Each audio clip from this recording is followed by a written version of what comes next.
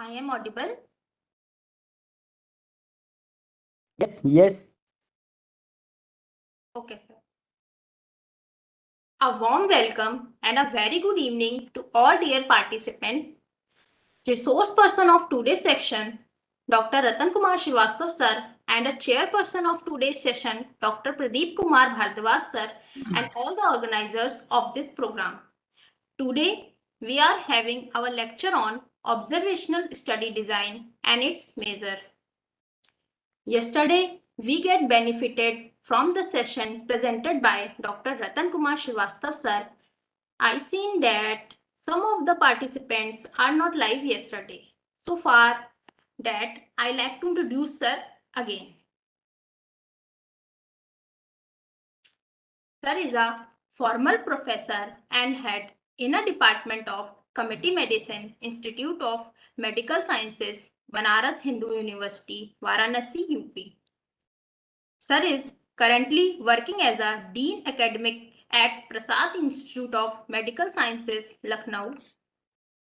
Sir is having 42 years of teaching experience in committee medicine, 25 years in Medical College of Gujarat State, and more than 30 years in Institute of Medical Sciences, BHU, and professor on committee medicine at Prasad University of Medical Sciences, Lucknow since 5th July 2020. Sir's specialization in various areas like epidemiology and health services, research, health program evaluation, malariology, research methodology, data handling, family welfare, and IES. Epidemic control and control of disease after flood, maternal anemia control, RCH, nutrition. Sir was invited by Smith College, Northampton, Massachusetts, USA to deliver a talk on 29th September in their institution. The topic was social change and public health in India. Sir has participated in national level evaluation of UIP in the year 1988, carried out many evaluation of UIP in different districts of Gujarat and also multi-indicator cluster survey as principal investigator in few districts of Gujarat states and carried out more than 12 investigations of epidemic of waterborne disease and have successfully controlled them. Sir has been guided 12 candidates for their thesis work in MD committee medicine as guide and co-guide and also guiding 8 PhD candidates in committee medicine. One was awarded in year 2014. Dr. Ratan Kumar Srivastava sir carried out field-based research project in Karmashat district in 73,000 population to implement family planning program through milk cooperative system funded by UNEPA and AIDAD. Sir has managed data and the control program of leptospirosis for 11 years in Surat, and efforts led to development of national control program of leptospirosis in the year 2008. Keeping record of this work, the regional ICMR Center of Leptospirosis at Port Blair kept him member in their scientific advisory committee of RMRC Port Blair from 2013 to 2014. Sir has published 52 papers in international and national journal, and Sir has prepared more than 33 reports for research activities. Sir is a member of various professional bodies like Indian Society of Hypertension, Indian Association of Epidemiology, Indian Association of Social Sciences and Health, etc. Sir has awarded for successful performing on duty National Observer in the year 2011, and V. Shanatram Gold Medal for Best Published Paper award by Indian Society of Hypertension in the year 2011. Sir has provided 3 independent consultancy services of evaluation of health program since 2011 and was first in the Institute of Medical Sciences who started in this institute. Now I would like to invite Sir for his today's session. Please, Sir. Okay, thank you. I think Mohini was speaking, perhaps, if I can guess. Yes, Okay. sir. So yesterday I discussed in brief about the broad guidelines of different types of study designs. And today I'm going to concentrate only on observational studies. So observational studies means, yesterday I told you that you do not interfere in the like any activity, means there is no interventional activity. You simply observe what is going on. So there are three, four important methods. So today I'm going to discuss in detail about one cross-sectional study, cohort study, and case control studies. These are three important observational design. Whatever is happening and we observe. So let me discuss in detail one by one.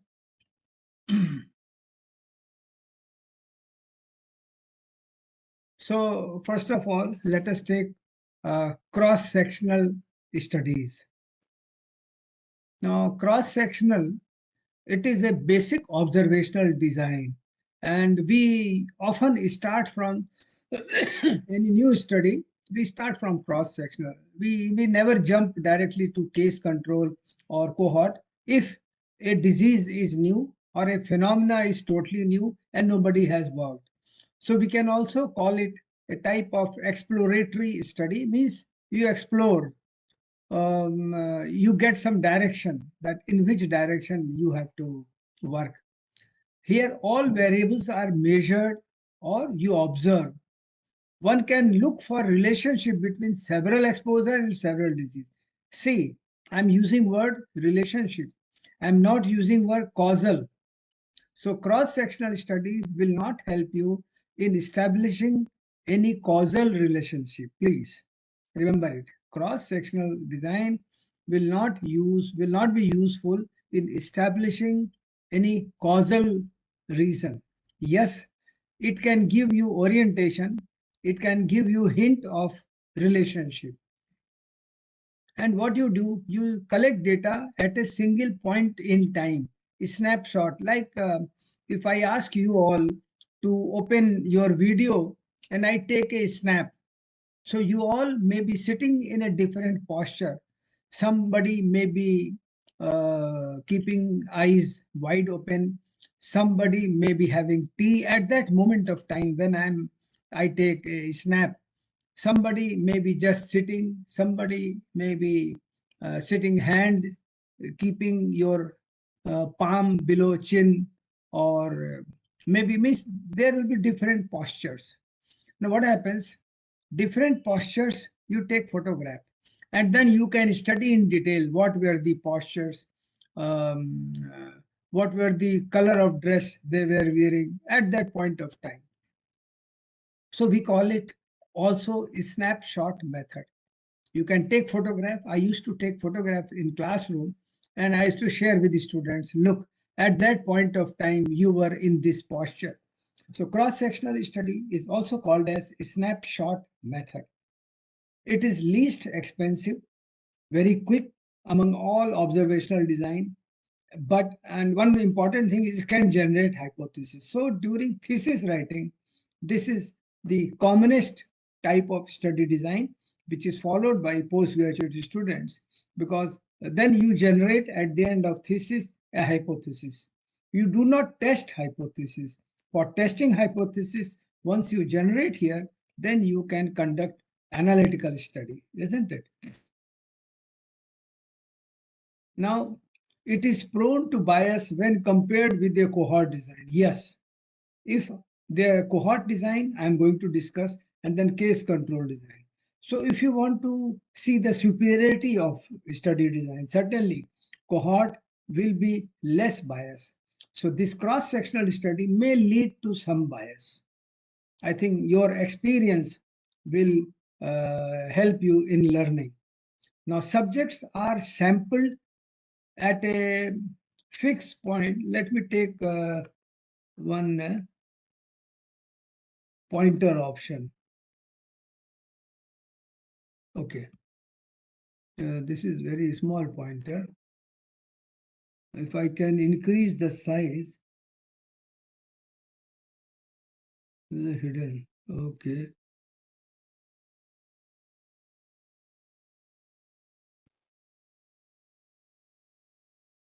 Okay, anyway. So the subjects are sampled at fixed, yes, I can draw line, at fixed point or within a short period of time. So this is one thing. I told you that snapshot method. Now,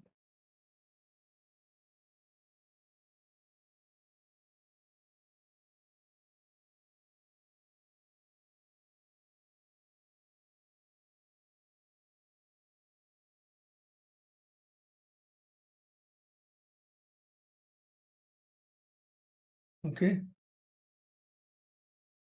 yes. Now, all subjects, those who are participating, you question them about their disease status. You can ask current disease status. You can ask past exposure, whether they had suffered from typhoid fever in the past, or currently are they suffering from typhoid fever or whatever disease. You can understand that if a disease is of short duration, then you can face some problem. For all diseases which are having long duration of illness, like leprosy, tuberculosis, you may get a better information in cross-sectional studies. I will tell you what type of length bias. We use a term length bias, I will discuss here. This may happen in cross-sectional study. And this is useful for generating hypothesis, and you can find relationship. Look, again, I'm using, you can establish relationship, you can establish associationship, but you cannot establish causal relationship. So the disadvantages are: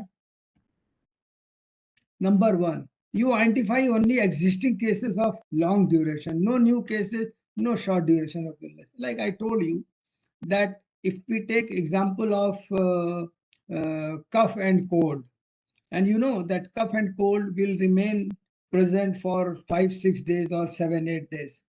Now, if somebody may suffer 4 times in a year, somebody may suffer 2 times in a month from cough and cold.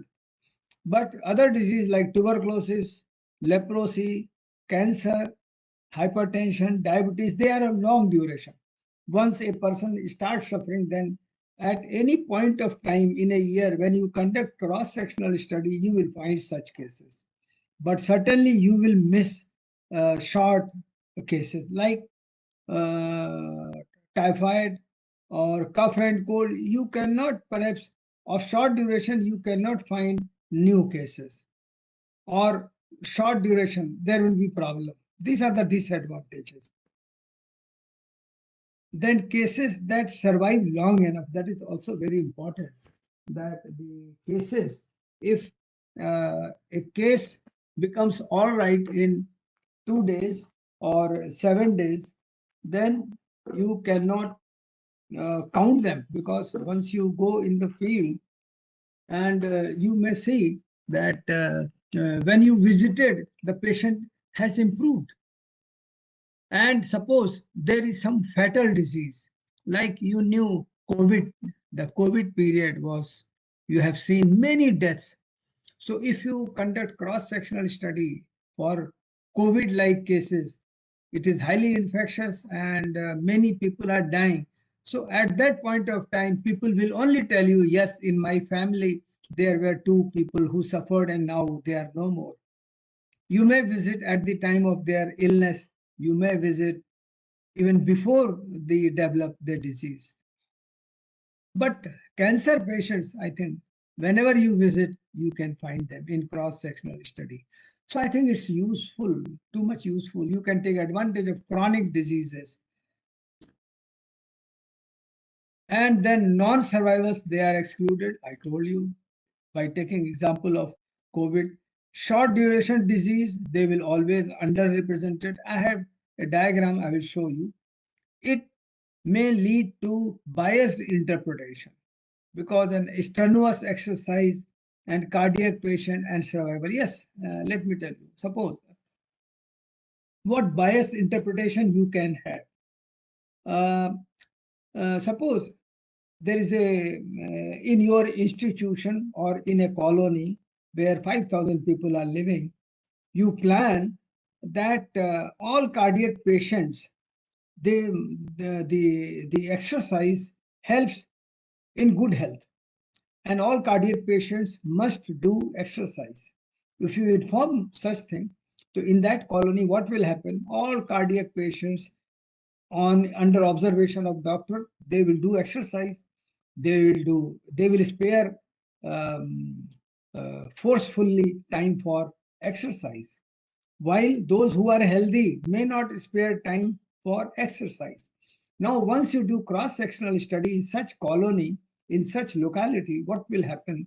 You will find that those who are doing exercise, they are cardiac patients, and those who are not doing exercise, they are healthy.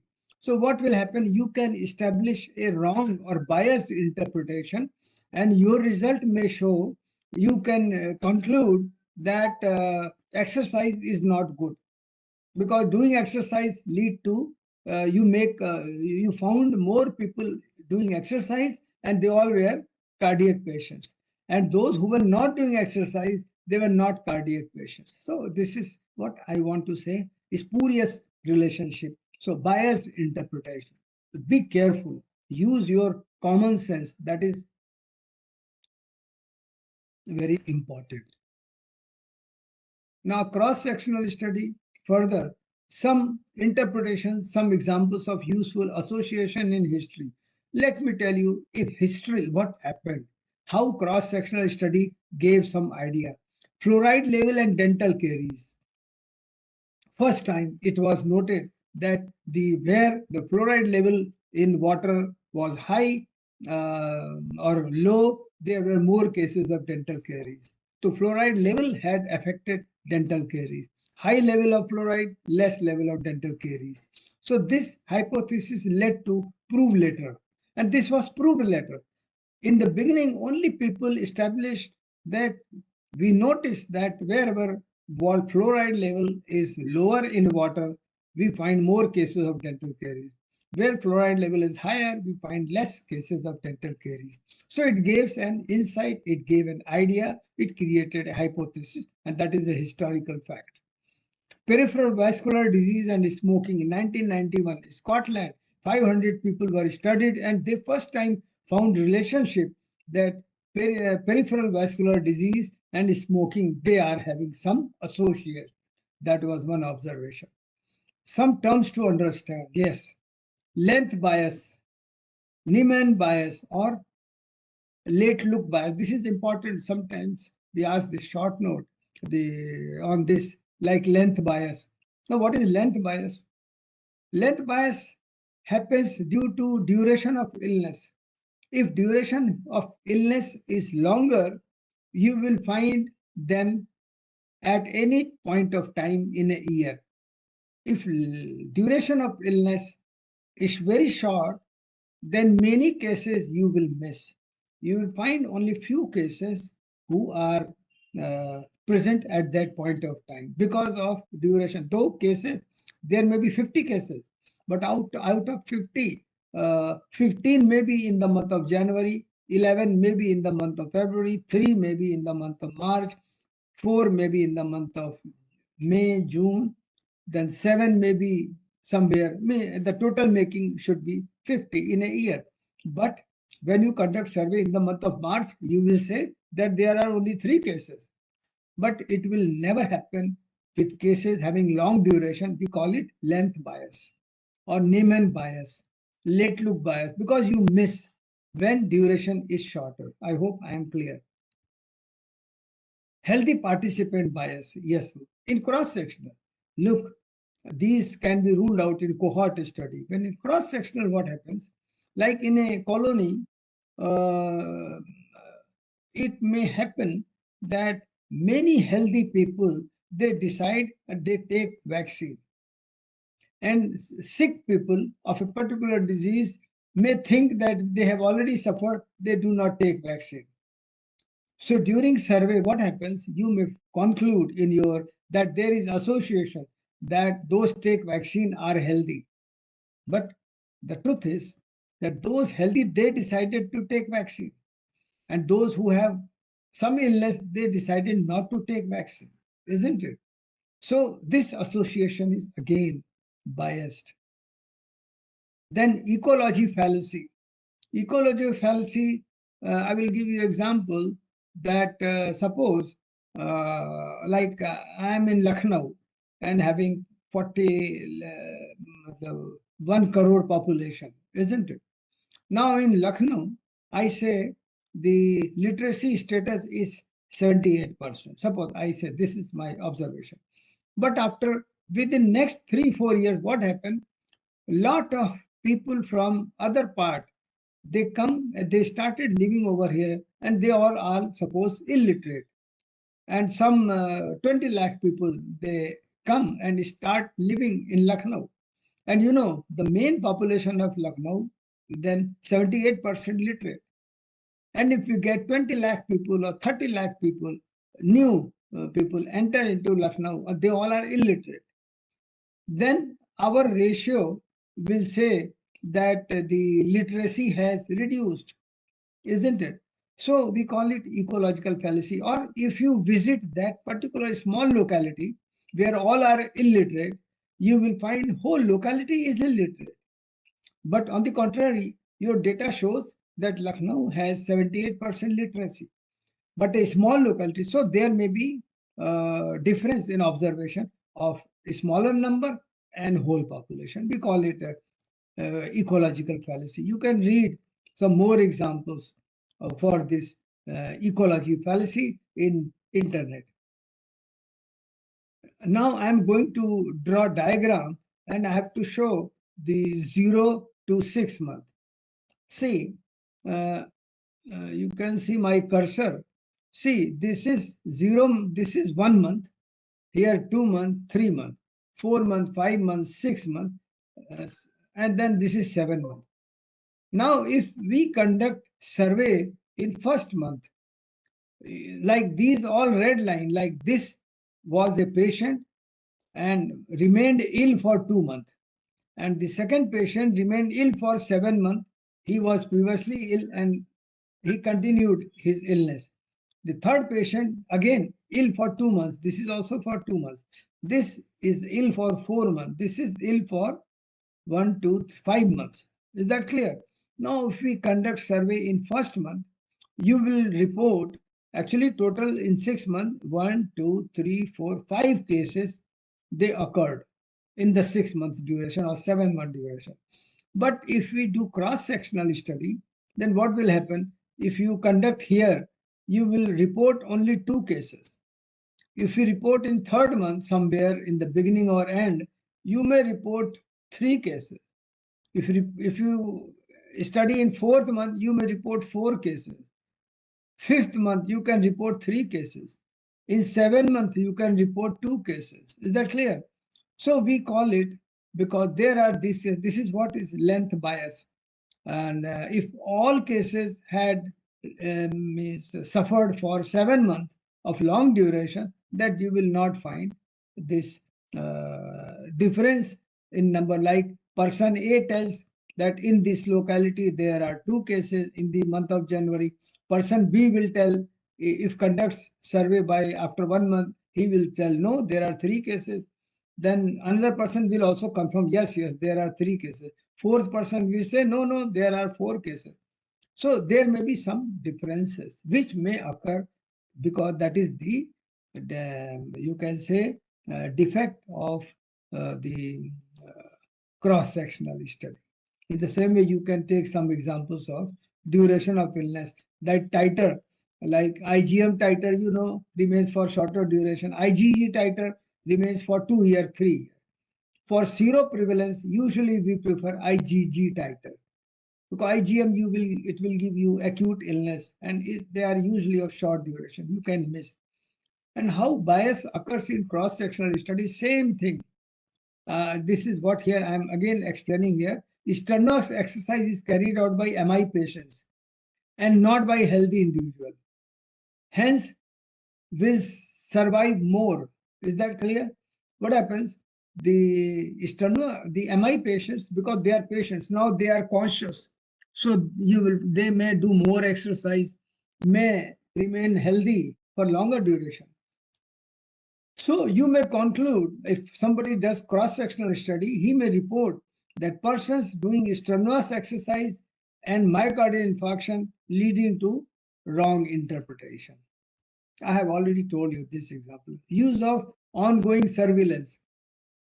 Now, I told you that you cannot relate causal relationship. But suppose every year you are doing, every 6 months you are doing cross-sectional study and you want to collect data about some disease every 6 months and you carry out this for 10 years. So what happened? From the same village, though you are carrying cross-sectional study, but it is repeated type. This is ongoing surveillance, and every year you are doing twice cross-sectional study. So you can make a plotted graph that in 10 years what happened, because same population. So if you do cross-sectional study only once, this is what I am talking about. But if you do cross-sectional study, so you can make some modifications. So frequent cross-sectional studies, you can calculate disease rate, which you cannot by doing only once cross-sectional study. Am I clear? Actually, I am taking at the epidemiology at a higher level, isn't it? In your textbook, Park, you may not find many things out of this. So I'm teaching you, I will give you some reference from where I prepared lecture. I have studied in London School of Hygiene and Tropical Medicine, so I thought that my students must know the recent epidemiology. Park has carried very, very basic information, and which may not be much helpful to all PG students. Hence, before large-scale public health intervention, randomized controlled field trial are needed. Suppose you want to plan some activity like some vaccination. So we must do randomized controlled field trial. Like, let me tell you, the malaria data of United States showed peaks in malaria often related to social events, wars, immigration. So this US data, because they are maintaining proper data, they have seen that during wars and during heavy immigration, people have reported peak in malaria cases. Okay, I take just 1 minute break. Just continuously I was speaking. I will shift to now another. Just give me 1 minute break.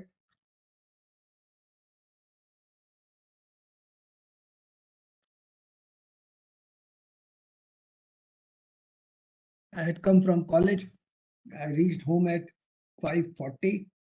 So I wanted to have tea. So I have taken tea. I will have sip in between. Anyway, so I give you this time that you just recall what I told you that I have discussed about cross-sectional study. Okay, let us shift. Now, cohort study. So I will take 3 studies. I hope I will be able to cover it. I have taken a slightly detailed. So usually I take 1 hour for each type of study, so we can have a lot of discussion. But I'm going to cover all observational studies, or you can say important observational studies. Now, cohort. Let me tell you some important cohort histories, because that will generate interest among you. If I start teaching you cohort study, you may not find it very interesting. So in 1948, a long-term observational study in Framingham, Massachusetts started. Let me tell you what are these names. US, United States of America, has 50 states. Our country we are having 24 states, Uttar Pradesh, Gujarat, Maharashtra. In the same way in USA, there were 50 states in 2015. मैंने वहाँ visit किया था, and at that time there were 50 states. Now 23, अगर कुछ number कम ज़्यादा हो गया हो तो I'm not sure. But so Massachusetts is one state. 2 important universities are famous. Harvard is situated in Massachusetts, okay? And MIT, the best engineering college, is also situated in Massachusetts. Then Harvard Medical School, this Framingham is a village, or you can say a semi-urban city. So one area, this is some 40-50 kilometers, very close to Harvard Medical University. Like every medical college has RSTC and rural area to work. So it was very close, and the Harvard University thought to collect data from Framingham. So we call it, this is very famous Framingham heart study. You can search in internet and you will find detail. We call it Framingham heart disease. So Massachusetts is the state and Framingham is a place situated in Massachusetts. If you visit USA, you can visit Framingham area. It is very close to Springfield. That is also a study place that is situated in Massachusetts, from where this one game is started, basketball, that was generated from Springfield. That is again one area, and people visit, and that you can say place from where the basketball rules, everything is started. So what happened in 1948? They collected information of 5,100 subjects who were without any cardiovascular disease, who were all healthy people. Okay. And they examined them every 2 years to learn about risk factors and health for 50 years. We call it Framingham Heart Study. See, imagine if you select an area and you continuously collect data for 50 years. So it becomes a long cohort, means group of people sharing common characteristics. So they selected people from that locality. So economic status, geographical area, all effects were same among those people. And uh, they started observing. They followed them for 50 years, and they made subgroups that few had high cholesterol level, few developed out of high cholesterol, few developed hypertension, few developed diabetes. So they are doing follow-up. At present, in 2002, they are doing follow-up of grandchildren of these subjects. Means their children, they have done somewhere in 80, 84. They took their children, and then now in 2002, they took their grandchildren. Now they are also collecting information about their genes. So they have a long database, and they are having data, and I think many times the whole world look on those data. Some of you, my students who are listening me, can start such type of study in an area. So from 5,100 is not a big size. It starts with subjects who do not have health outcome of interest. So in cohort study, the first rule is you only do follow-up of healthy subjects.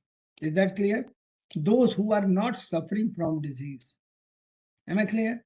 Now, those who are not suffering from disease, some of them may be smoker, some of them may be taking regular alcohol, some of them may be addicted to drugs, some of them may be doing regular exercise, some of them may be very easy, lazy people, but then you do follow up. So later on you can form groups that what happens to those who are doing exercise, what happened to those who are having very high cholesterol level,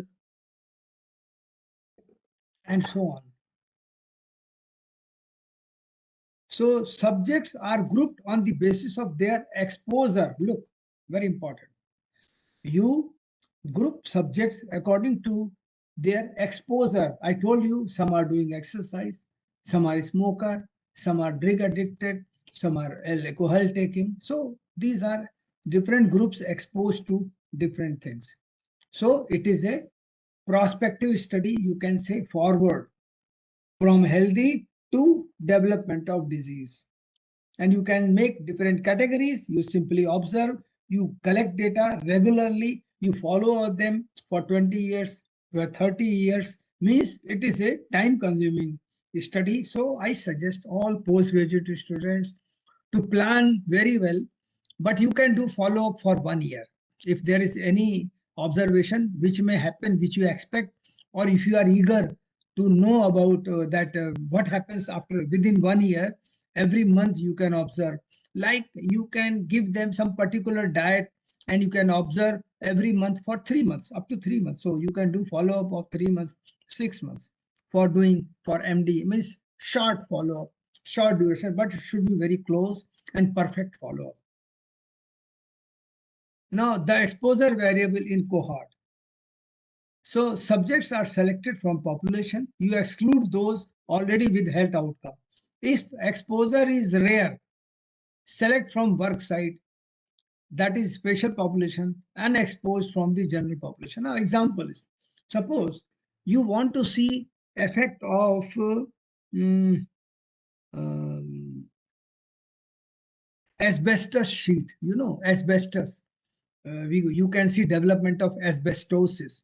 So what you will do, you can go to the factory where people are making brake shoe, in your all cars, vehicles, there is a brake shoe in wheel, they fix, and there is a coat of asbestos sheet. Asbestos sheet, there is a very minimum friction. If you use brake, very little. It may reduce in size after 40,000 or 70,000 if you use brake very properly. So there may be different type of people utilizing the layer of asbestos sheet.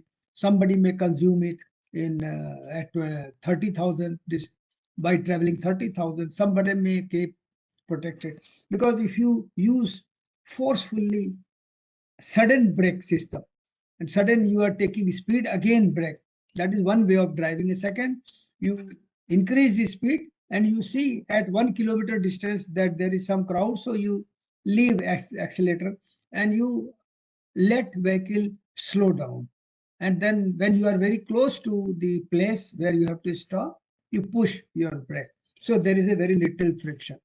So anyway, if you have to examine exposure of rare asbestos, so you go to work site and then you can select population. So rare exposure, you can carry out cohort study. This is what I, be careful. One thing, employed persons are usually healthy than unemployed persons. Why? Because employed persons are well paid than unemployed persons. So sometimes it has happened that people, they compared employed persons, though they may be exposed to harmful substance, but by doing cross-sectional study, in early period, the employed persons, if they have served for 6 months or 5 months, they may be having better diet and they may be healthy, as compared to unemployed persons may be poor in diet, and you may find some malnutrition or some weakness or some problem. And you can say that though person is working in harmful area, but still he is healthy, isn't it? These are some, you can say, different situations which should be in your mind. Now, advantages of cohort study.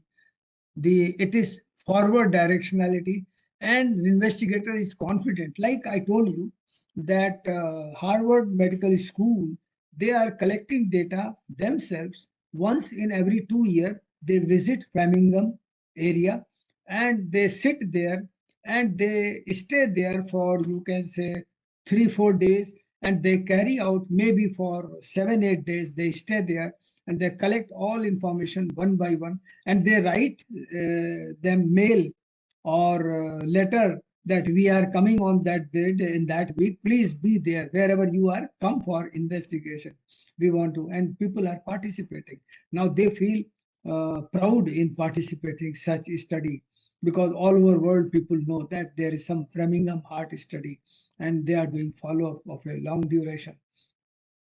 So when you collect data every year with your standard machine, with your proper observation, then you are confident of your observation. So that is a great advantage of cohort study, because you yourself do follow up, you yourself every month or every year you collect data and you follow that group.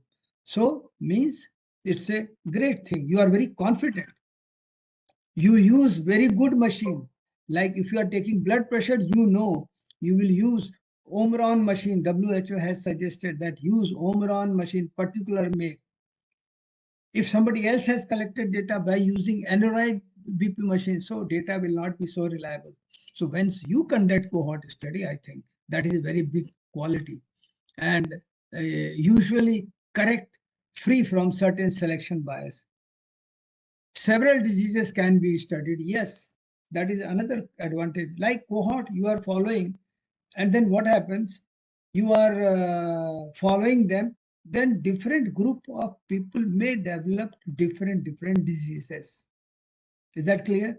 Some may develop diabetes, some may develop hypertension, some may develop high means weakness, some may develop cancer. So you can see which type of group had developed after 40 years of follow-up, after 50 years of follow-up, what type of disease. So healthy group you take and you can study several outcomes can be determined in the follow-up. This is very important. Disease status do not influence because you take all healthy individual. And you can examine rare exposure. I told you about asbestos. Then for rare useful, rare exposure, you have to select a particular factory where that rare exposure, because you may not find in any community. Thus, this is a new terminology. A retrospective cohort study can be less costly, quick. I was talking about cohort study. Now, retrospective cohort study, what happens? Like I told you, let me let you one example that we want to see the effect of uh, environment pollution on lung cancer, suppose we want to see. Now, you know, lung cancer may take 40 years or 60 years to develop, or 30 years. Now, for that, if I am at present 68-year-old, if I start doing this study, then I may survive for 20 years, hardly, isn't it? 68, I may become, I think, maximum 90 years. This is what I feel. I may try to remain fit, but certainly for 40-year, 50-year follow-up, I will not be able to do it. So what I will select, what I will see if there is any industry like Reliance. They are already maintaining data from 1990 of their employees. Every year, their employees get health checkup and they maintain excellent health data. So suppose 90, 2000, 2011, 2020. So it becomes almost 40 years, isn't it? We have 40 years data.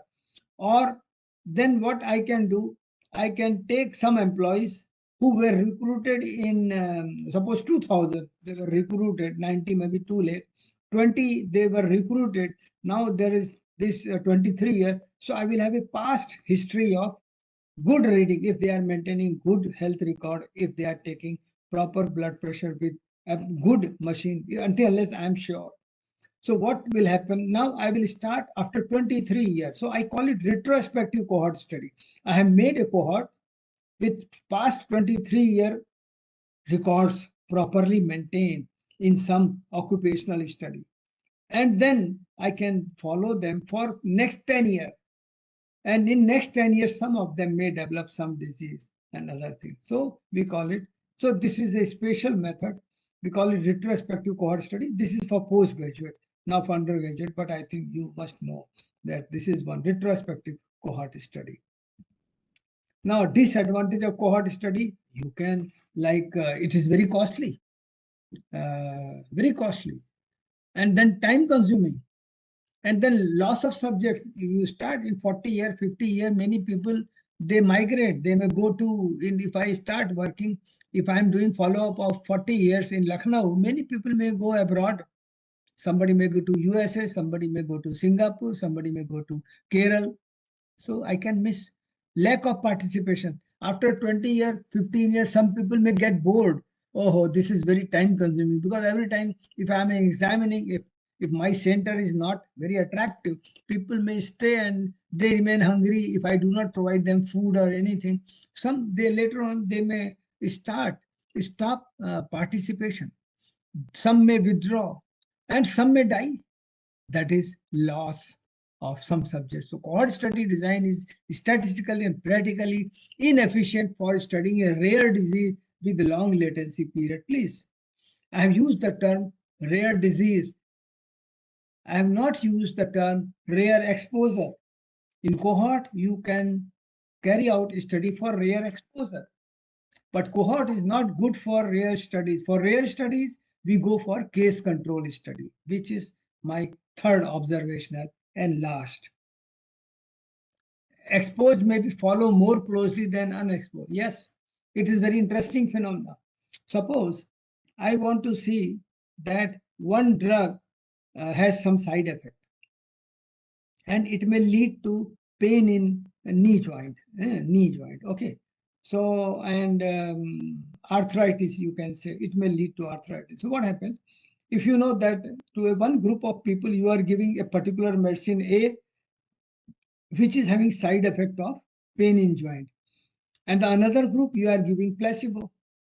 So at the time of history taking, you will ask in detail after 5 days, okay, have you developed any pain in knee joint? Patient will say, no, I'm fine. Then you will say, okay, what about ankle? What about knee, your fingers? What about your necks? What about your what? You will go on asking in detail. You will observe more closely. Patient हो सकता है आपसे कह दे हाँ भाई होता है थोड़ा थोड़ा दर्द, and you will jump. You will be very excited. You will be very happy, and you will immediately note down. Yeah. I found that there is some joint pain in this patient. So you may report higher observation because you knew that it leads to some joint pain, and you may report higher. So this is what exposed may be followed more closely than unexposed. You go to unexposed, you do not take much interest because you know they are not going to develop joint. ठंडी हो गई है, इसको रहने दो. हाँ. Yeah, short break for half minute only half minute. Then I Yes, will. sir, yes, yes.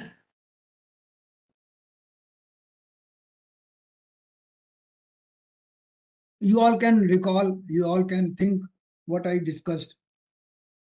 I think I am taking in much detail.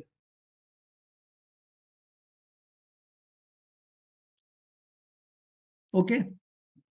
The third and last, case control studies. Okay.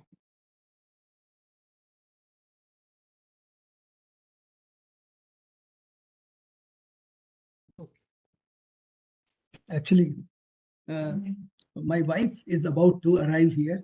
वाली ना इसको भी हम हटा देंगे, ये करा देंगे उसी नंबर को, मतलब नंबर पोर्ट करवा दो सर. So दिक्कत कर रहा है, बिल्कुल ही नहीं यार. Okay, I'm shifting to. Can I continue teaching? No. Okay. So case control study, it is a basic, again, observational study that is always retrospective, quite often quite expensive and quick to carry, very prone to bias compared from cohort. Why bias? I will tell you why there is a, or sorry, it is quite inexpensive. So cohort is very expensive. It is inexpensive. So all postgraduate medical students, those who are doing PhD, those who are doing MD, they can opt for either cross-sectional study or case control study very frequently, and they have to listen it very carefully how case control should be carried out, because cohort is slightly costlier, but you can do short cohort, follow-up of 3 months, follow-up of 6 months, if you can expect some phenomena which may occur in 3 months or 6 months. Subjects are selected on their disease status. Controls are also selected without the disease under study. As the term, we say case control. So you select cases who have already developed disease, and we take past history about their exposure. Cases are selected often from defined population, and we call it source population, and controls also from same population. Now here, if you have taken cases in a hospital indoor ward, then you also take control from indoor ward, that is always advisable, or you can take attendant of those cases. But if you carry in field area, then you select cases by visiting house to house, then you also take control from the same population. And we call them that the source population was either hospital or a community. always retrospective. And so what happened? You collect cases and control, then you take past history of 20 year or 10 year, and now you can guess. There are people who remember very well the past history, and there are people who may not remember. Even sometimes highly educated person may find it difficult, but we all remember major events. जैसे heart attack आपको आया था कब? I think everybody will remember heart attack कब आया था. When you were first diagnosed with diabetes mellitus. कोई पूछे आपको 3 साल पहले फीवर हुआ था, I think you may not remember. There may be many attacks in your life. So these are drawbacks. So sometimes the quality of data is slightly poor in case control study, but in cohort, you are very sure because you are collecting data and you are doing follow-up. What are advantages of case control study? It is feasible to obtain sufficient number of cases even for rare and long latency period. Yes, because if you get 20 cases, maybe rare, you can conduct case control study. For one case, one control, for one case, two control, for one case, three control, for one case, four control. So what happens if you increase, if you are getting less number of cases, you increase number of control, and then Hemant, do you have some question? Or should I take up in the last? Okay, I continue.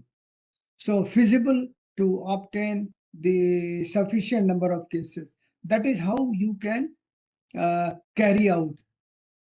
Now require a small sample size. If you see in EP info sample size calculation or internet, if you go to calculate sample size, you will see that in case control, you require a smaller sample size as compared to cohort. That is an advantage.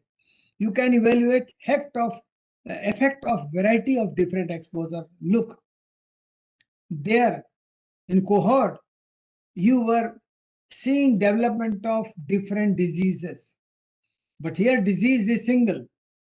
So in retrospective, you can get exposure history of variety of things. Like a person suffering from lung cancer may tell you history of smoking, may tell you exposure to vehicle fuel, may tell you exposure to atmospheric pollution, may tell you exposure to industrial exposure, his occupational exposure. So if you take retrospective study, you may come across variety of exposures in case control study. Disadvantages is cannot allow to evaluate several diseases. I told you, case control, you take only one type of illness. In cohort, you follow healthy people and then they may develop several diseases, isn't it? So that is the difference. Cannot allow to measure risk of disease directly. Yes. In cohort, you can measure risk of disease development. But here, you measure risk of disease development by indirect measure. I will discuss. So more susceptible to selection bias, more susceptible to information bias also. Means how you had taken sample. If you have followed, if you have made some error, you will get wrong information. And taking past history is also a very tedious job. And you may not get actual information. No efficient to study rare exposure. Yes, but case control, you can study rare disease. But I am writing a leak. Some people may get confused. It is about rare exposure.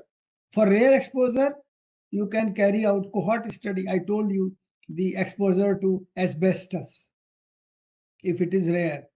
But here, if there is any rare disease, then in cohort, you cannot conduct for rare disease. For rare disease, you conduct case control study.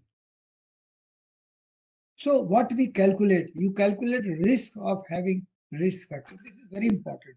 You calculate risk of having risk factors. This is what you calculate in case control. In cohort, you calculate risk rate. So actual risk of outcome cannot be calculated as underlying population is unknown. Because you take reverse, you take history from cases and you take control and then you go for, because the baseline population, you do not know that how much population lives. So an estimate of relative risk of the outcome. Relative risk you calculate in cohort study. But here you calculate an estimate of relative risk of the outcome. Please remember, in case control, you calculate estimate of relative risk of the outcome, which you call odds ratio. So odds ratio is an estimate of relative risk of the outcome. But in cohort study, you calculate relative risk of the outcome. You actually calculate relative risk of the outcome. This is difference. In case control study, you calculate odds ratio, which gives you an idea, an estimate of the relative risk of the outcome. This is, I'm repeating 3-4 times. And it can be estimated in case control study. This is very important. If you do overmatching while collecting control, suppose you wanted to study effect of cigarette smoking on lung cancer. Now you have selected cases and you have taken control. You may select control if you find that many cases are smoker. So in control, you also collect those who are smoker, only those you will collect as control. So what will happen? You would have missed cigarette smoking as a cause of cancer because of your method of study, because you went for overmatching. So overmatching leads to error. You may miss the risk factor. Incident versus prevalent. Yes, in case control study, now the cases you can take incident cases and you can take prevalent. I'm discussing in detail because you all are going to conduct such studies in your post-graduation. I will discuss in detail about what are incident cases, what are prevalent cases. And you from cases chosen either incident or prevalent. Let me tell you. Incident cases you take from institution or population-based disease registry. When I say incident, means you will take new cases only. Is that clear? New cases. Now, those cases which occurred in or are going to occur in 2023. So what you will do, you go to some big organization, suppose cancer registry system, they are maintaining. So you can ask them, which are the new cases? Please let me know. Only new cases which occurred in last 6 months. All new cases. We call them incident cases. And in hospital, how you can take incident cases? You have to decide that I am going to take only new cases which are seeking treatment for the first time from your hospital. If they have sought treatment by some private practitioner or some other hospital, you will not take them. So you will get very few incident cases. So in hospital, usually what we do, we go for prevalent cases from hospital. Okay, that's why it is easy. Now patient may be suffering for last 5 years. Patient may be suffering for last 3 years, may be suffering for 1 year. Already old patient, 10 years, 15 years. Such cases we call prevalent cases. And it is very easy in your hospital to take cases, those who are prevalent cases. So incident cases you can take from community if they are maintaining some register. So if incident cases are taken, now a little bit detail, exposure disease relationship is tied to only development of disease. So exposure disease, this relationship you can only relate to development of disease because you get all new cases and you know how and when they developed this new disease. But you cannot talk about prognosis and the duration of disease. Am I clear? Because you are taking all new cases. You do not know what will be the prognosis and how long they are suffering from that particular disease. But if you take prevalent cases, in prevalent cases, exposure disease relationship, you can tie only to prognosis and duration of disease, but you cannot talk about development of disease. Is that clear? Because you do not have, You do not have idea of how they developed disease because they developed 10 years back. They may not remember, so you cannot calculate. But you can talk about that particular disease that you have come across patient who was ill for last 10 years. So you can talk about duration. And you can also say those who suffered could survive for 10 years. You can also talk about the prognosis. But so incident cases, you cannot talk about prognosis or duration of disease. You can only relate with development of disease. This is slightly death. I think once you do such type of study, you get more exposure. Otherwise, it is difficult. How you choose control? Ideally from source population. If you are taken from hospital, you take control. Now population based control, very easy.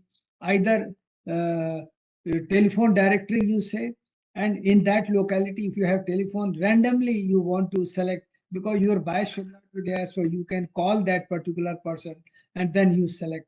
Or from friend and neighborhood you can take, or list from RTO office who registered there, who took license from that locality, and from the same source population, which is tedious. Let me tell you, very tedious.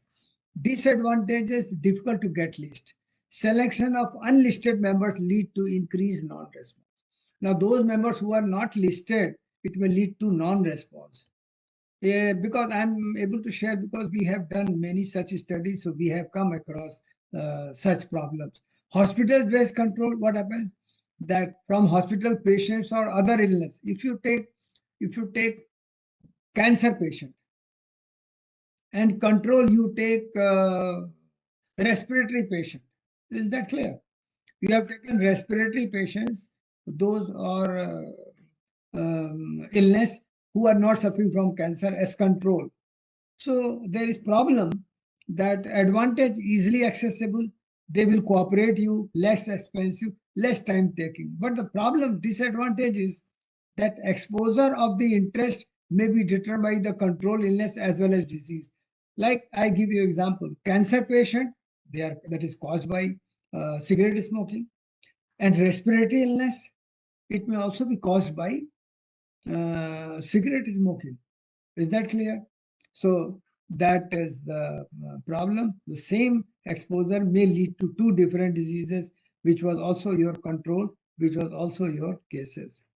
So what type of bias? Now it requires a separate lecture. I will not go in detail. Memory or recall bias, I told you. Selection bias may occur. Confounding bias, proper matching may reduce this bias. Bergsonian bias means suppose a hospital is admitting a particular type of patient, or there is a more number of patients coming in the morning hour than in the evening. If you take sample from morning hour, so you can get that bias. Interviewer bias, your own bias. I told you, you are taking more in detail history. Now you calculate odds ratio. I did not tell you risk ratio or risk difference. You calculate in cohort study. You can read yourself because it requires separate detailed lecture. I think it's already 1 hour. So anyway, let me see. So exposure rate among cases, exposure rate among control, and then you calculate odds ratio and you interpret the result. Let me tell you, in cohort, you say that the chance of development of lung cancer was बना दो sorry, the chance of development of lung cancer if they are cigarette smoke, you will look, my sentence will be, this is very important. In cohort study, if you calculate risk ratio, so you will say that risk of development of lung cancer is 6 times among those who are cigarette smoker. See, sentence is very important. And in odds ratio, what happened? When you calculate odds of cigarette smoking among lung cancer. So here you will say, suppose it is 6, like I have shown you here. You will interpret, many statisticians, they say that risk of development of lung cancer is 6 times. No, that is not. Epidemiologist will say that among lung cancer, risk of exposure of cigarette smoking was 6 times. See, I'm talking in a different term. Like among lung cancer, the risk of cigarette smoking or the cigarette smoking was 6 times higher as compared to healthy individual. Am I right? Could you get the point? There you say that development of lung cancer was 6 times because development of disease you have observed. Here you are taking retrospective. How many are cigarette smoking? How many times they are smoking? So you will say that among lung cancer patients, the cigarette smoking was 6 times commoner. So you talk in a different way, which is very frequently I have seen that people use the common term that risk, risk, risk. No. Odds ratio is different. Study design will give you value. Case control, if you calculate odds ratio, you get exposure odds ratio. Follow-up study, again, I think 1 or 2 hour lecture. Follow-up study, risk, this is cohort. And cross-sectional study, you get prevalence odds ratio if you want to calculate. And okay, my last slide. In prospective cohort, you go right side and then you find risk factor and then you see the outcome of disease. And in case control, you collect data from risk factor and here cases and control, and this is in reverse. These are references like David Kleinbaum. I told you he has written book Active EP, and that is very good. He's a great statistician, but a great epidemiologist. I have heard his lecture, and a very great teacher, very interesting teacher. And this is interesting book. I will suggest all PGs to buy this book, Epidemiology, Biostatistics, and Preventive Medicine. I have third edition. Now fourth edition is available, published by Saunders. This is excellent. I love this book. I usually read it to pass my time. Excellent book for a great teacher. So please do not go for with Park. You read this book, or you can also read Leon Gordy's Epidemiology. Now fourth or fifth edition is available. Okay. So okay, this is short break, I say, because now I will not take lecture, but there are other teachers, other experts. They will continue teaching. So my talk is over. Thank you. Thank you, sir. Thank you so much, sir, for a very knowledgeable and interactive session. And I hope that participants get benefited for today's session. Yeah. Now it's a query time. Now I request participants that please raise your hand or write your query in chat box.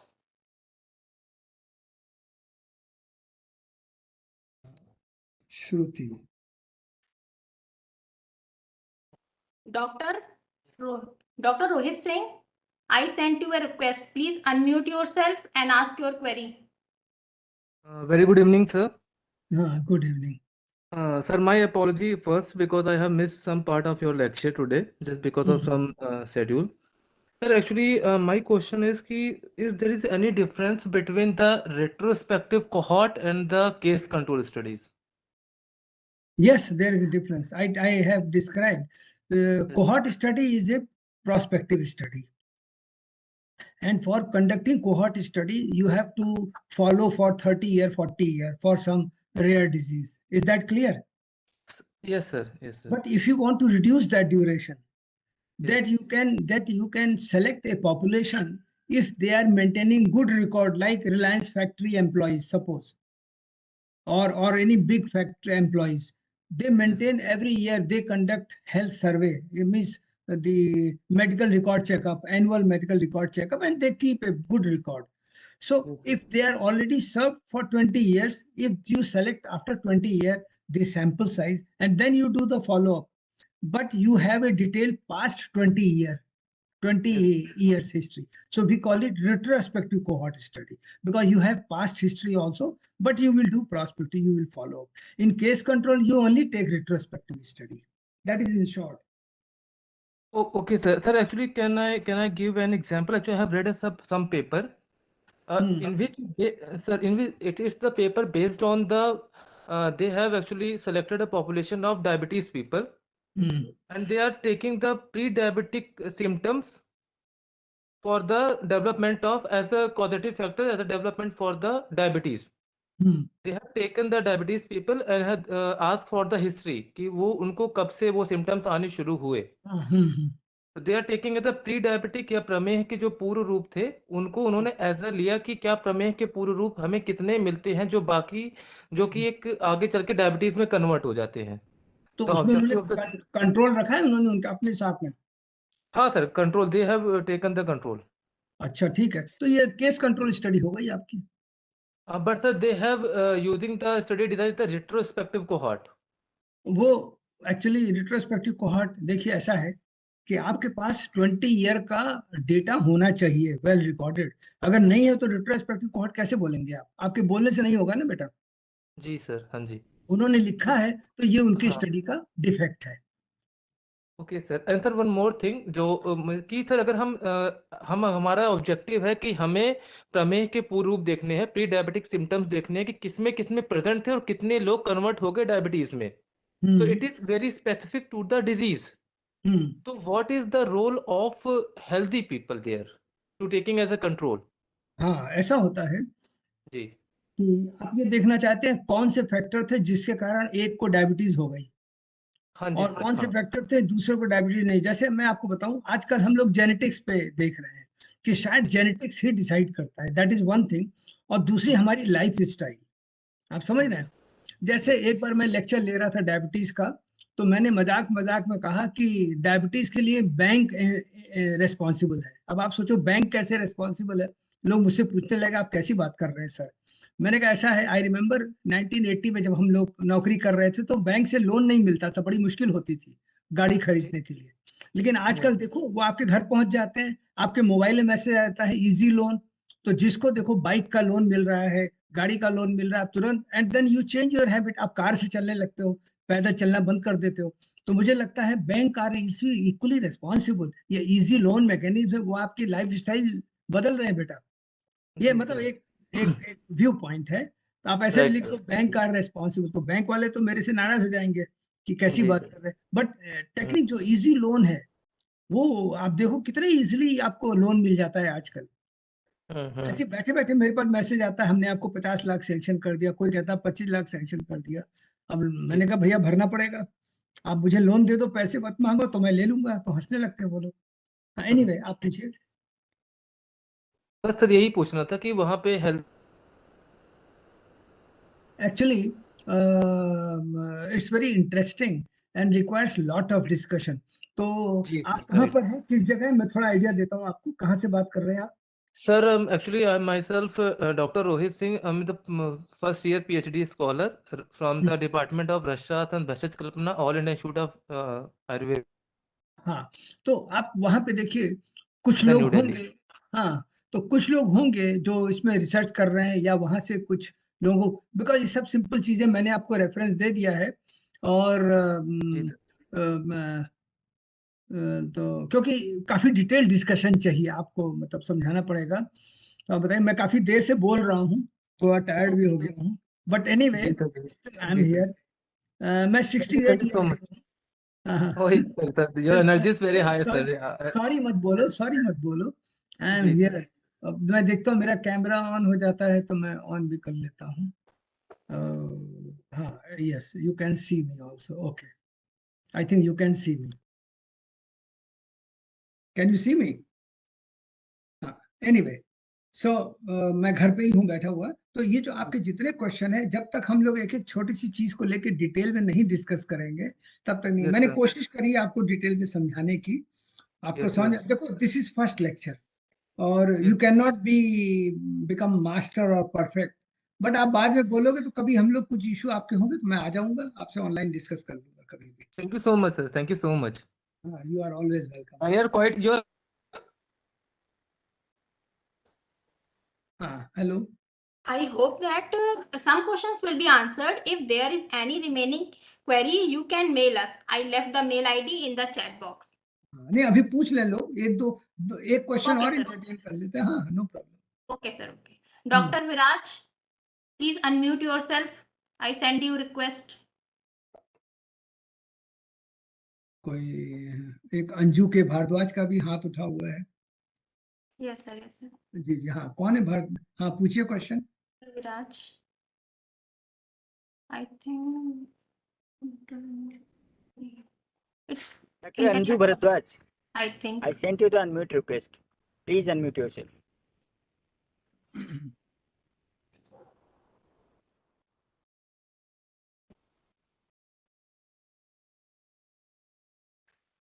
Online में ये भी दिक्कत होती है, कुछ लोग on करके चले जाते हैं. Good evening sir. हाँ, good evening. Thank you so much sir, आपने बहुत सारी इंफॉर्मेशन हमें दी अभी. सर आपका जो सेकंड लास्ट स्लाइड था, मुझे प्लीज उसको एक बार एक्सप्लेन कर दें. क्या जो हमने था बताया था? टुवर्ड्स आउटकम की तरफ जा रहा था और एक में आउटकम से कॉज की तरफ आ रहा था. मैं देखूं स्लाइड को फिर से? हाँ सर, लास्ट में जहां आपने स्मॉल ब्रेक दिया उससे पहले का अच्छा, स्लाइड. एक मिनट मैं चेक करता हूँ.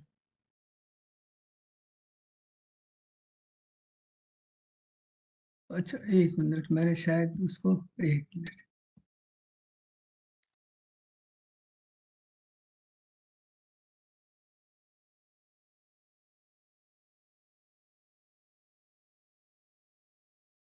कल तो दिक्कत हो रही थी, लेकिन today I have learned.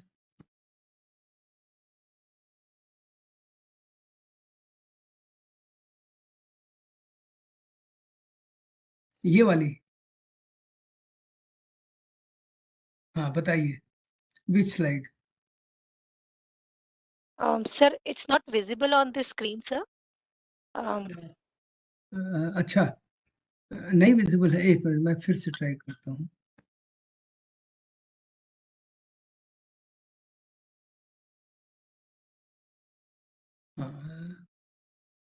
Ma'am, you can ask your query directly. I think again slide visible is take more time.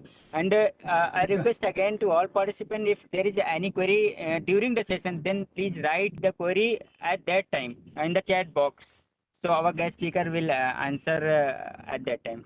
Please sir, please sir. हाँ, ये वाला था शायद.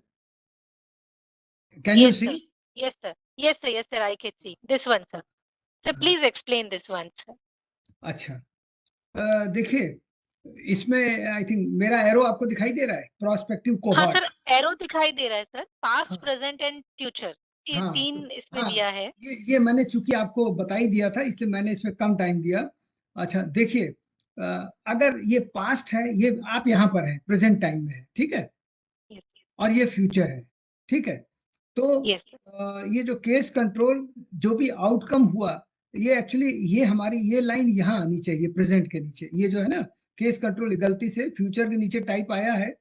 ये प्रेजेंट टाइम, क्योंकि हम जो भी स्टडी स्टार्ट करेंगे प्रेजेंट टाइम से स्टार्ट करेंगे, ठीक है.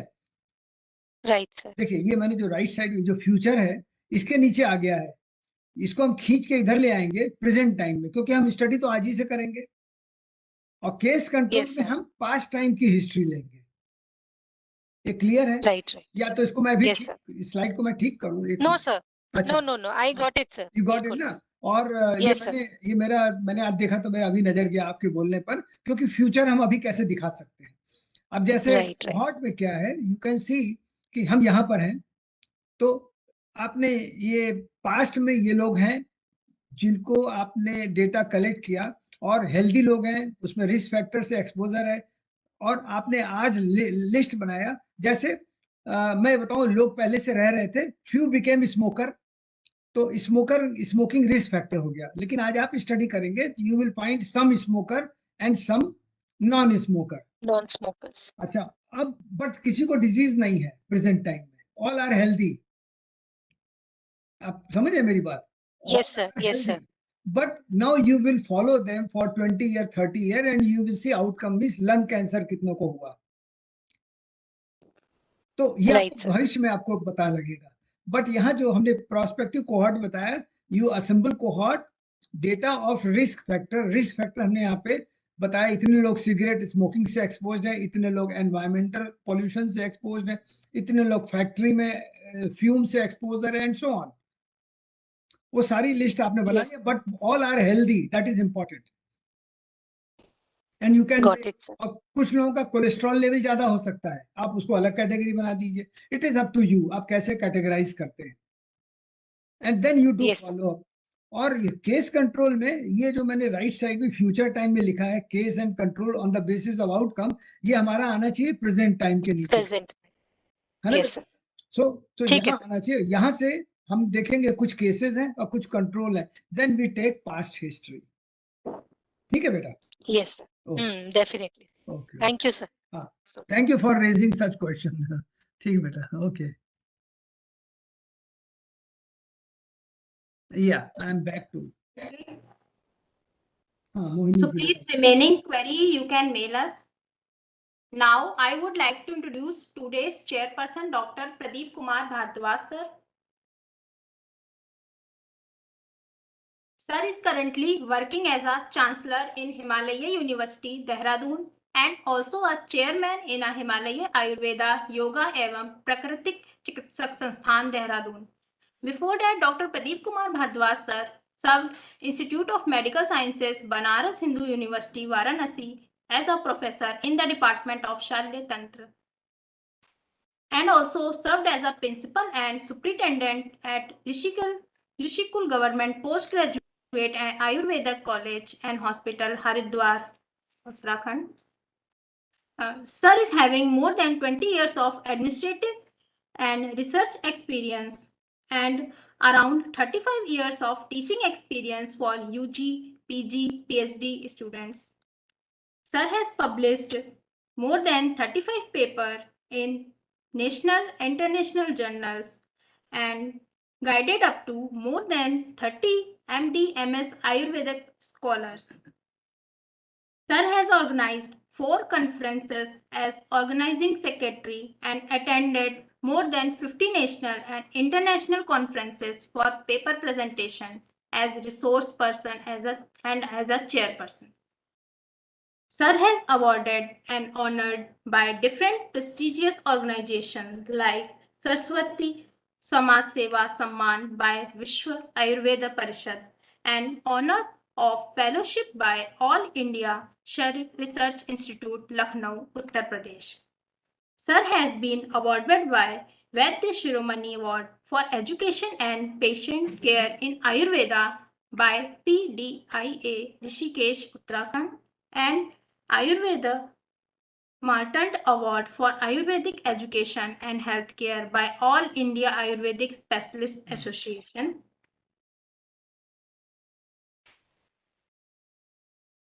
Now I would like to request Dr. Pradeep Kumar Bhardwaj, sir, to kindly share your views and sum up today's session.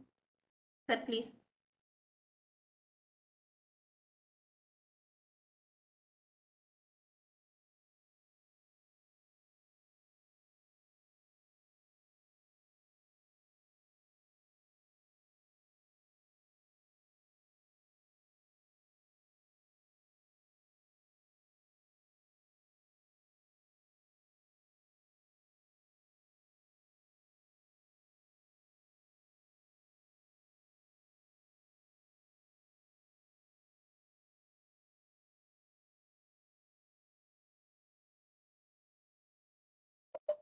Dr. Now Pradeep I would Kumar. like to request Dr. Pradeep Kumar Bhardwaj, sir. अच्छा, okay, sorry, sir. First of all, I thank to Applied Institute of Medical Statistics, Kanpur, organizer of this training program, and also also the resource person of this session, Professor Ratan K. Srivastava. I have had an opportunity to work with him in the same institute from 2013 to 2019. And it is my privilege to attend this lecture, very informative to the PG and PhD scholars, and this has also reiterated to me.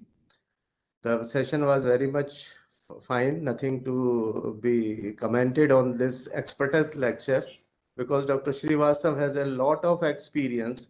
And at the time of my stay at BHU, we used to send our PG and PhD scholars to the Department of Community Medicine to get the design of their studies. So very much thankful to the organizers as well as to the resource person. Thank you very much. Thank you so much, sir. अच्छा लगा आपके बारे में, हम लोग साथ रहे हैं, अच्छा जान करके पता। जी जी सर, और आपके साथ जो है वो एक हम लोग थाईलैंड भी गए थे WCCN की कॉन्फ्रेंस में, हाँ आई हाँ एंड डॉक्टर मनोरंजन साहू। हाँ हाँ, okay okay okay okay Yes, yes. Okay, very much glad to see you on this platform. Thank हाँ, you very मुझे much. अच्छा लगा, आप वाइस चांसलर हैं, बहुत अच्छा लगा जी। वो सर वाइस चांसलर नहीं, वहाँ चांसलर हूँ मैं, because I was associated with that institute since beginning. Okay okay okay, बहुत अच्छी बात है, कॉन्ग्रेचुलेशन आपको जी। Thank you sir, thank you. जी Have some time to visit Dehradun also, and we मैं also हाँ, try to हाँ, मैं invite you ji ji in some occasion. हाँ बिल्कुल सर, मैं आऊँगा। और मैं लखनऊ में सेटल हो गया हूँ आफ्टर जी, अब रिटायरिंग। मैंने देखा आपका कि लखनऊ में है। आप कहाँ पर है सर लखनऊ में? हम लखनऊ में गोमती नगर में हैं। गोमती नगर में। हाँ, ओके ओके। विनम्र खंड एक जगह है, और कौन सा? Vinamra Khand. Namrakhand, I have visited Gomti Nagar also. जी जी I जी, know about that. बिल्कुल, Thank you आपका sir. नंबर मैं मांग लूंगा इनसे। जी जी जी, मैं शेयर कर दूंगा आपको। आप जी जी, ठीक है सर। बहुत अच्छा लगा प्रदीप जी, रियली बहुत अच्छा लगा। Really I also feel very good. Thank you very much Thank you. Sir. नमस्कार। Thank you, sir. Thank you. Now, Oh. on behalf of the Institute of Applied Statistics, we convey our sincere thanks to all participants for their active participation during the session. We heartily thanks today's resource person, Dr. Ratan Kumar Srivastava sir, for a very interactive session, and also thanks to Dr. Pradeep Kumar Bhardwaj sir for chairing today's session. Thank you so much, sir. Now this is the end of today's session. Thanks to everyone. Okay, good night. Thank you. Good night, sir. Good night. Good night.